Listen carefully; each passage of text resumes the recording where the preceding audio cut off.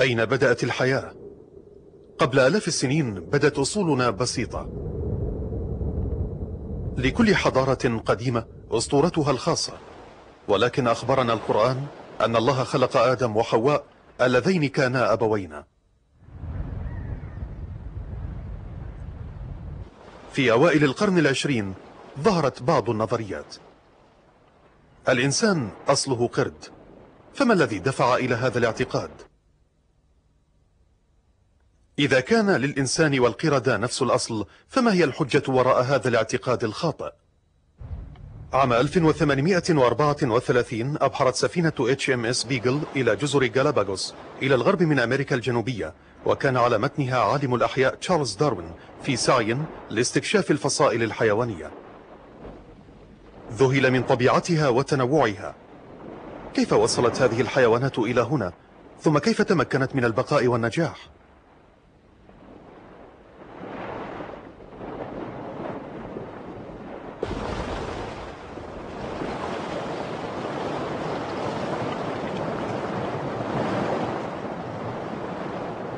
عثر داروين في كل جزيرة على نفس الحيوانات، لكن مع اختلافات بسيطة، واستنتج بأن أسلافها وصلت إلى البر ثم تأقلمت مع الحياة في هذه البيئة المحددة، ونقلت الأجيال التالية تلك الاختلافات.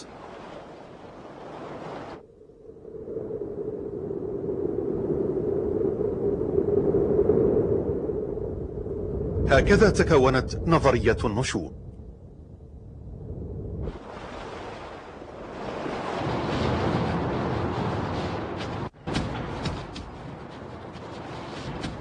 في آب عام 1856 وفي أحد المحاجر الألمانية في وادي نياندر توقف العمل فجأة.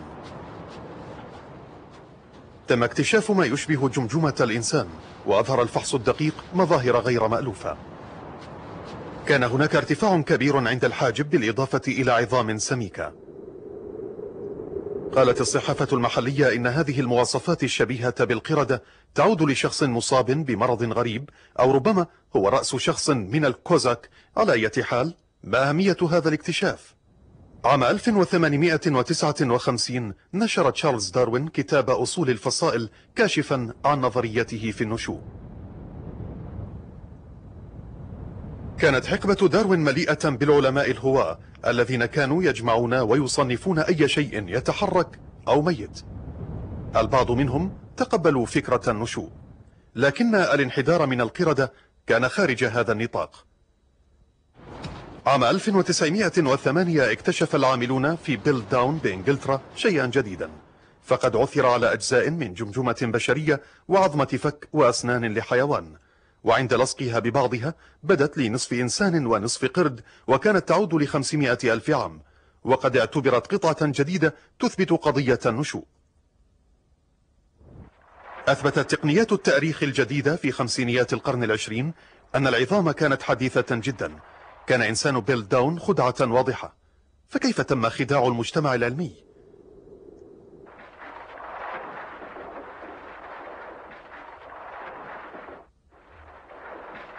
قام أحد العلماء الشباب بالعمل في مختبره بلندن على جمجمة إنسان وبأدوات غريبة، ثم قسمها إلى عدة قطع وقام بغليها في الماء مع محلول من الأيوداين، وأضاف عظمة فك لقرد إنسان الغاب. قام ببرد الأسنان لدرجة يصعب معها التعرف عليها، ثم دفنها حيث يمكن العثور عليها ليتم جمعها ولتصبح أعظم مكتشفات القرن، على أساس أنها الحلقة المفقودة. تسبب هذا الدليل المزيف بتعطيل البحث العلمي عدة سنوات، وابتعد علماء الآثار عن العثور على أقرب أسلافنا.